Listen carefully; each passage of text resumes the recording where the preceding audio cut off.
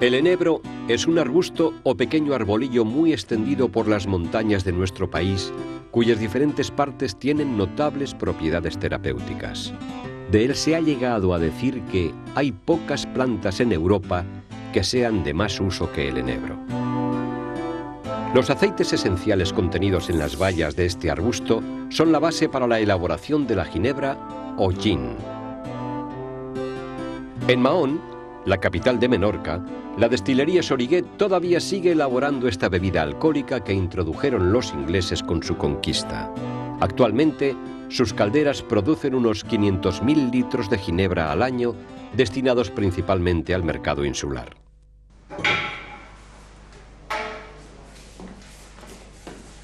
La tradicional ginebra menorquina se destila en base a antiguas recetas del siglo XVIII.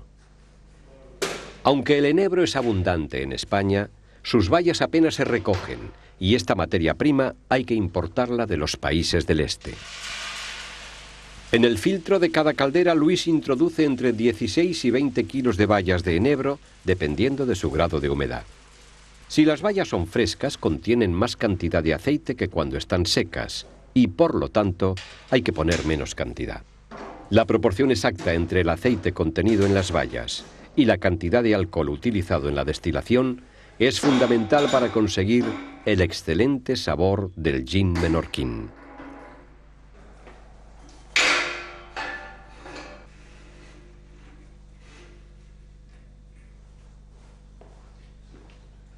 Desde que se dejó de producir vino en la isla, también ha sido necesario importar el auténtico alcohol del orujo de las uvas, que da un sabor característico, aromático y suave, en contraposición a la clásica ginebra inglesa a base de aguardiente de trigo.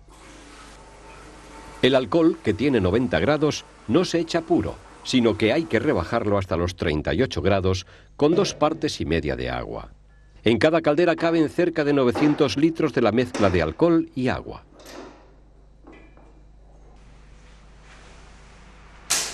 Cuando están todas las calderas llenas con las 2 materias primas básicas para elaborar el gin, Luis procede a encender el fuego, primero con ramilla de pino, para que vaya cogiendo fuerza, y luego con encina, que hace poca llama y tiene muchas calorías. Cada 10 o 15 minutos hay que ir echando leña para mantener el fuego siempre constante y elevar la temperatura de la olla hasta la ebullición.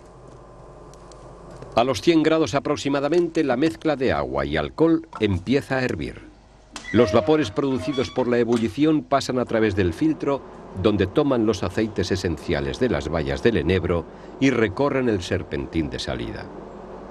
En este recorrido por el serpentín, que pasa por un caldero con agua para su refrigeración, el vapor se licúa.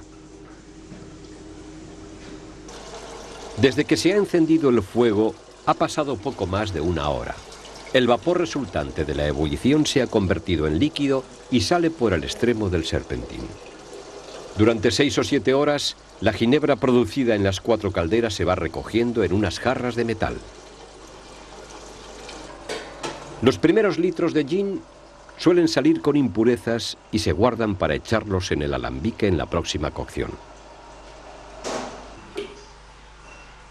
De los casi 900 litros de alcohol y agua que contiene cada caldera de cobre, tras 8 horas de destilación se obtendrán unos 730 litros de gin.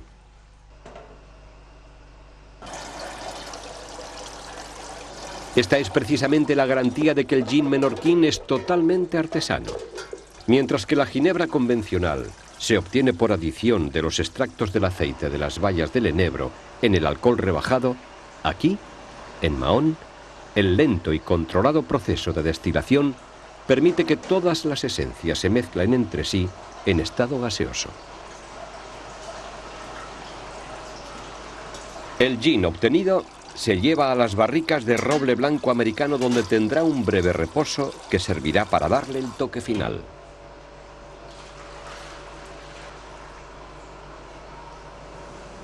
En el interior del tonel, el gin estará el tiempo necesario para que consolide sus aromas y reciba un toque de sabor a madera.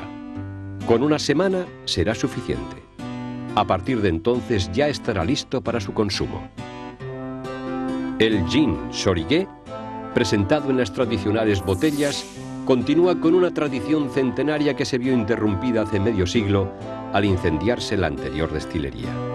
El gin, bebido solo, o mezclado con sifón o limonada, se ha convertido en la bebida con alcohol más característica de la isla de Menorca.